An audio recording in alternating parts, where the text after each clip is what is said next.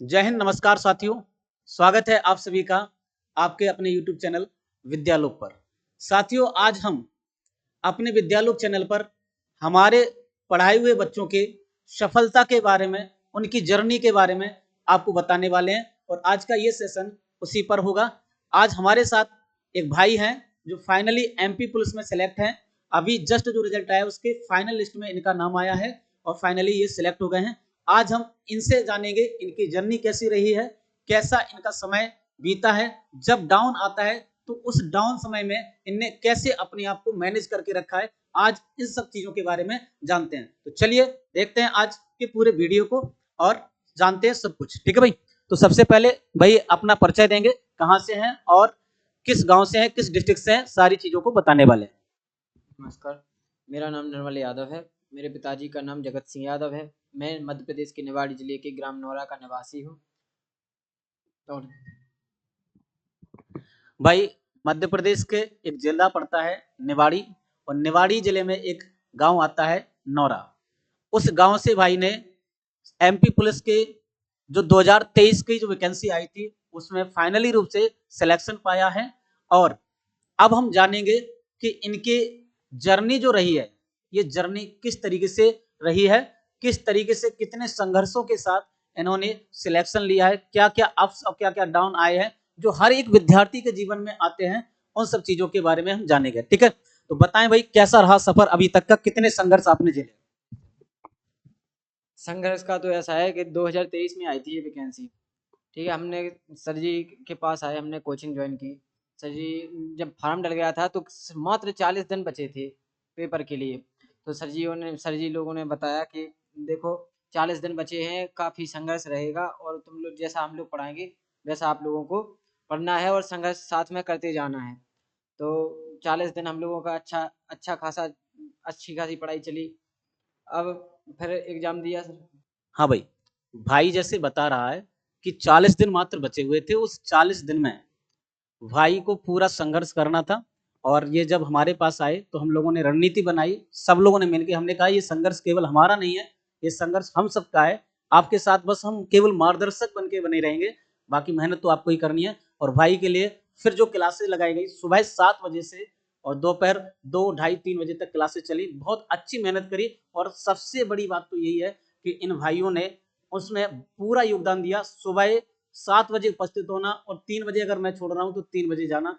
और किसी भी प्रकार की कोई ये चीज नहीं कही कि नहीं सर छुट्टी कर दो, ये कर दो, कोई ऐसी चीज नहीं। बहुत अच्छी मेहनत के साथ उन्होंने पढ़ाई की और इसके बाद जब रिजल्ट आया तो रिजल्ट आप लोगों के सामने ही है। साथ साथ में एक चीज और हम आपको बता दें कि इनका संघर्ष जितना आज हम आपको बता रहे हैं उतना आसान नहीं रहा है। संघर्ष बहुत कठिन रहा, बहुत मेहनत करके, बहुत अच्छी तरीके से पढ़ाई करके तब जाके यहाँ आ पाए हैं। कई एग्जामों में असफल होने के बाद फिर ये सफलता इन्हें मिली है। और ऐसा नहीं कि काबिलियत नहीं थी, काबिलियत पहले से थी, लेकिन सिर्फ समस्या थी कि समय उचित नहीं आ रहा था, उस समय का इंतजार करना पड़ा और आज भाई ये सफल हो गया।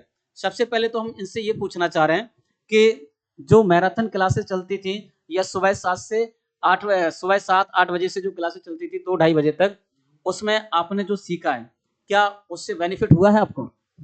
सर जी ने जो भी पढ़ाया, जो भी मैराथन चली है, उसका पूरा का पूरा कह सकते हैं कि 80% वहीं से आया है। बस रहती है तो अपने ऊपर रहता है कि अपन कितना ऑब्जर्व कर रहे हैं।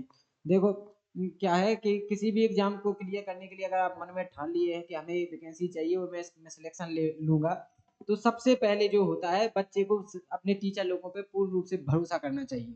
जब तक आप भरोसा नहीं करेंगे तब तक आप कुछ नहीं कर सकते। आपको यही लगेगा कि क्या पता है सर जी ने जी पढ़ाया है, ये आएगा भी कि नहीं आएगा।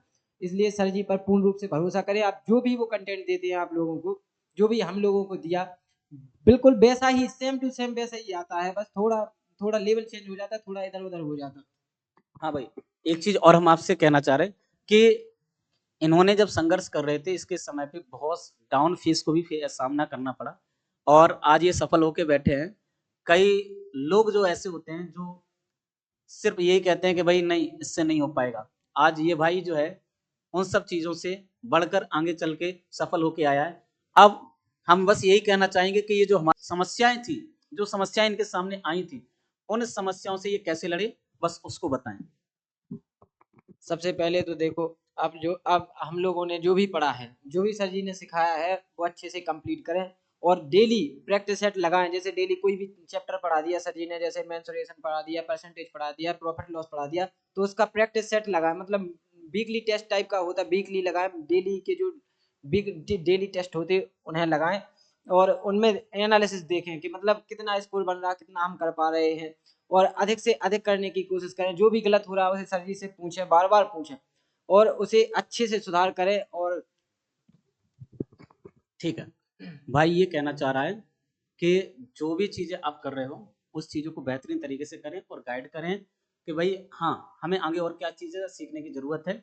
बस ईमानदारी के साथ मेहनत करते रहें, आप जो है जल्दी सफल होंगे। साथ साथ में डेली मॉक टेस्ट, भाई ने बोला है कि डेली मॉक टेस्ट लगाएं या डेली आपको टॉपिक वाइज अगर आपको टेस्ट मिल रहे हैं तो वो सबसे ज़्यादा भूमिका निभाएंगे, क्योंकि पहले आप टॉपिक वाइज कंप्लीट हो अपने आप में, फिर इसके बाद सेक्शन वाइज कंप्लीट हो, जैसे पूरा मैथ का लगा लें उससे आप अच्छे कंप्लीट हो, इसके बाद फिर फुल मॉक टेस्ट लगाएं, आप देखना अपने आप में इंप्रूवमेंट पाएंगे।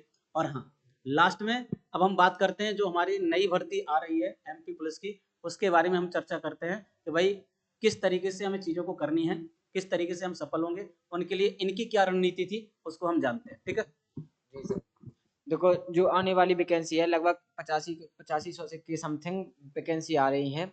तो उसके लिए सबसे पहले तो पहले भरोसा करो अपने टीचर पर। जिसके पास भी आप कोचिंग जाएं, उसके जैसे मैं सर के पास आया था, मैंने भरोसा किया, सर जी ने बोला कि तुम टेंशन मत लो, तुम्हारा सिलेक्शन होगा, बस जो मैं पढ़ाता जाऊँ बस वो पढ़ता जाओ। जो हमने पढ़ाया हमने बस इतना कहा था इनसे कि हमारा केवल 2% होगा, 98% तुम्हारा होगा, हम 2% में कोई कमी नहीं रखेंगे।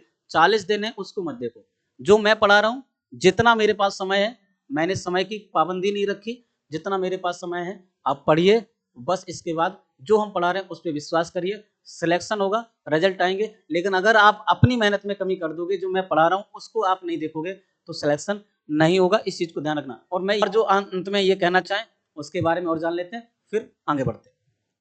और कुछ तो नहीं कहना चाहूँगा।